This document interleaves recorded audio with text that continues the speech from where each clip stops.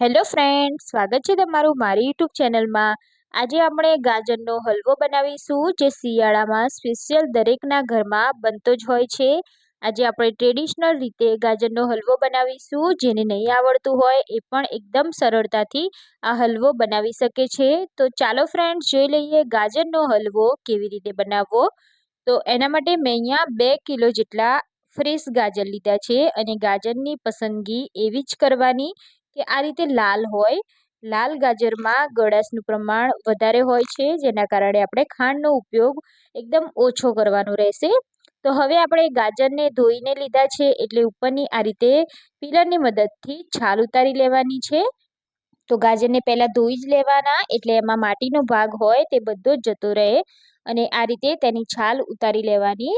જો તમારે છાલ ના ઉતારવી હોય તો તમારે અહીંયા એકદમ ગાજરને એકદમ સરખી રીતે લૂછી લેવાના, જેથી ઉપર છાલનો ભાગ થોડો લૂછાઈ જશે, એટલે એકદમ ક્લીન ગાજર થઈ જશે। તો અહીંયા મેં ગાજરની છાલ ઉતારી લીધી છે। હવે આપણે તેને છીણવાના છે। તો ઘણા લોકો કુકરમાં ડાયરેક્ટ એડ કરી અને હલવો બનાવતા હોય છે છીણવાની ઝંઝટ વગર, પણ એ રીતનો બનાવેલો હલવામાં સહેજે ટેસ્ટ નથી હોતો। અને જો તમે આ રીતે છીણી અને હલવો બનાવશો તો ગાજરનો હલવો એકદમ ટેસ્ટી ટ્રેડિશનલ જે આપણા બા દાદા બનાવતા આવે છે એ રીતે બનશે। તો હવે આપણે ગાજરને બધા જ છીણી લેવાના છે અને આ રીતે ઊભું ગાજર રાખવાનું, જેથી એમાં જે તેનું છીણ હોય તે લાંબુ લાંબુ પડે અને જે ગાજરના હલવા ખાવામાં ખૂબ જ ટેસ્ટી લાગશે। તમે જોઈ શકો છો કે આપણે ગાજરને આ રીતે ફેરવતા જઈ અને છીણી લઈશું અને જે વચ્ચે પીચનો ભાગ હોય છે તે આપણે કાઢી લેવાનો છે। તો મોટા ગાજર હશે એટલે તેમાં પીચનો ભાગ થોડો વધારે હશે। તો આપણે બધો પીચનો ભાગ કાઢી અને આ રીતે ગાજરનું છીણ આપણે કરી દેવાનું છે। તો બધા ગાજરને આપણે છીણી લેવાના છે। તો ગાજરને આપણે છીણી લીધા છે। હવે આપણે એમાંથી હલવો બનાવીશું। તો કોઈ પણ મોટી કઢાઈ લઈ લેવાની છે, એમાં આપણે 2 ચમચી જેટલું ઘી એડ કરવાનું છે। તો ઘણા લોકો ઘી વગર પણ બનાવતા હોય છે, પણ આ રીતે ઘીમાં ગાજરને શેકી અને તમે આ હલવો બનાવશો તો ખૂબ જ ટેસ્ટી એવો ગાજરનો હલવો બનશે। તો ઘીમાં આપણે સતત આ રીતે ચલાવતા જઈ અને થોડીક વાર માટે ગાજરને ઘીમાં શેકવાના છે, જેથી ઘીનો બધો જ ફ્લેવર આપણા ગાજરમાં આવી જશે, જેથી હલવાનો ટેસ્ટ ખૂબ જ સરસ આવશે। તો અહીંયા આપણે 2 થી 3 જ મિનિટ આ રીતે ચલાવતા જઈ અને ગાજરને સાતળીશું। તો આ રીતે આપણે ઢાંકણ ઢાંકી દેવાનું છે, જેથી બધો જ ઘીનો ટેસ્ટ આપણા હલવામાં આવી જશે। હવે આપણે 2 થી 3 મિનિટ સાતળ્યા પછી આપણે દૂધ રેડવાનું છે। તો મેં અહીંયા ફૂલ ફેટ વાળું અમૂલનું દૂધ લીધું છે। 2 કોથળી એટલે કે લીટર આપણે દૂધ રેડી દઈશું। તો 1 કિલો હલવો બનાવતા હોય ત્યારે 2 થેલી દૂધનો ઉપયોગ થાય છે। તો આપણે ફૂલ ફેટ વાળું દૂધ લઈશું, જેથી આપણો હલવો એકદમ મલાઈદાર બનશે। ઘણા લોકો માવો પણ એડ કરતા હોય છે, પણ આજે આપણે દૂધમાંથી જ માવો બનાવી અને આ હલવો બનાવીશું। તો આપણે 2 થેલી દૂધ એટલે કે 1 લીટર જેટલું દૂધ આપણે એડ કરી દીધું છે। હવે આપણે આને એક ઉભરો આવે ત્યાં સુધી સતત આ રીતે થવા દેવાનું છે। તો ઉભરાઈ ના જાય એનું ખાસ ધ્યાન રાખવાનું, અને જ્યારે પણ હલવો બનાવતા હોય ત્યારે ગેસની ફ્લેમ હાઈ ટુ મીડિયમ રાખવાની, જેથી હલવો આપણો એકદમ સરસ બનશે। અને એકદમ સ્લો ગેસ પર આપણે હલવો નથી બનાવવાનો, મીડિયમ ટુ હાઈ રાખશું ફ્લેમ, એટલે આપણો હલવો એકદમ ટેસ્ટી લાગશે। તો હવે આપણે આ રીતે એક ઉભરો આવવા દેવાનું છે। તો થોડીક જ વારમાં તમે જોઈ શકો છો કે આ હલવામાંથી એક સરસ મજાનો ઉભરો આવી ગયો છે અને ગાજર આપણા બધા જ તળીને ઉપર આવી ગયા છે। તો હલવાને થતાં ટોટલ 15 થી 20 મિનિટ જેટલો સમય લાગે છે। જ્યારે પણ હલવો બનાવતા હોય ત્યારે એને મીડિયમ ગેસ પર મૂકી અને સાઈડમાં કામ કરતું રહેવાનું અને વચ્ચે વચ્ચે હલાવતા રહેવાનું, કેમ કે જ્યારે પણ કોઈ પણ હલવો બનાવતા હોય ત્યારે એને શેકવામાં ઘણો બધો સમય લાગે છે। અને જેટલો આ ધીમા ગેસે એટલે કે મીડિયમ ગેસ પર થશે એટલો જ હલવો ટેસ્ટી લાગશે।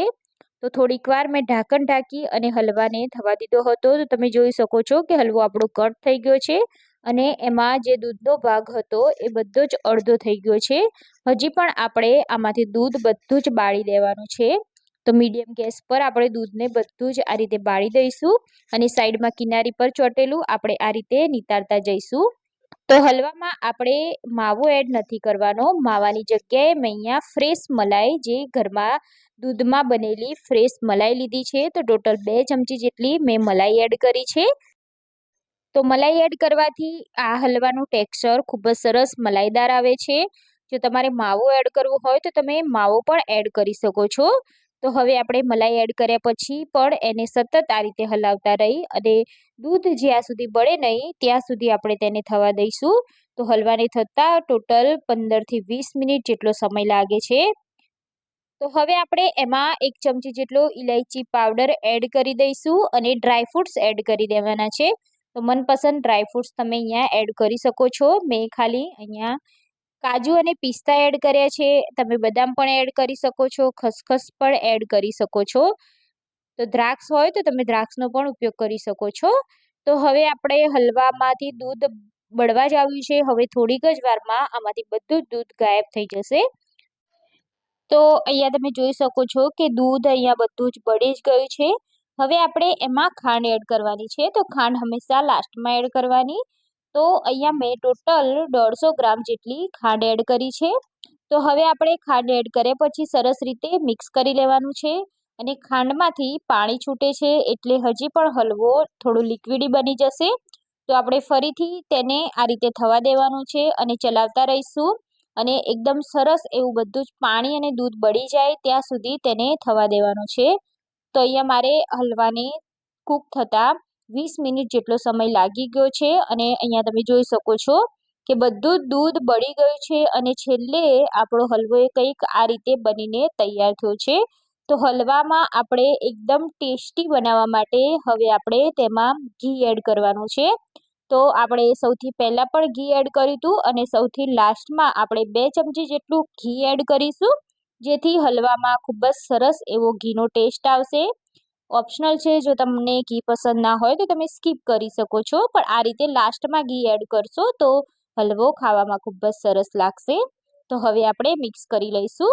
હજી પણ જો તમને આમાં પાણી કે દૂધનો ભાગ દેખાતો હોય તો બધો જ દૂધ અને પાણીનો ભાગ બાળી દેવાનો, જરા પણ રાખવાનું નહીં તો હલવો જલ્દીથી બગડી જશે. તો અહીંયા તમે જોઈ શકો છો કે મેં બધું જ દૂધ બાળી દીધું છે અને હલવો આપણો બનીને તૈયાર થઈ ગયો છે. તો ગરમા ગરમ આ હલવાને આપણે સર્વ કરીશું. તો આ હલવો તમે એકવાર બનાવી ફ્રીજમાં રાખી શકો છો, બહાર પણ રાખી શકો છો. 15 દિવસ સુધી તમે આ હલવાને ખાઈ શકો છો. એકદમ દાણેદાર મલાઈદાર હલવો બનીને તૈયાર છે. તો હવે આપણે તેને સર્વ કરીશું. તો તમને આ હલવાની રેસીપી કેવી લાગી એ મને જરૂરથી બતાવજો. અને રેસીપી પસંદ આવી હોય તો તમારા ફ્રેન્ડ સાથે જરૂરથી શેર કરી દેજો. અને તમે પણ આ હલવાની રેસીપી ટ્રાય કરી છે કે નથી કરી એ મને કમેન્ટ કરી અને જણાવજો. રેસીપી સારી લાગી હોય તો તમારા ફ્રેન્ડ સાથે શેર જરૂરથી કરી દેજો. ચેનલ પર નવા હોય તો ચેનલને સબસ્ક્રાઈબ કરવાનું ના ભૂલતા.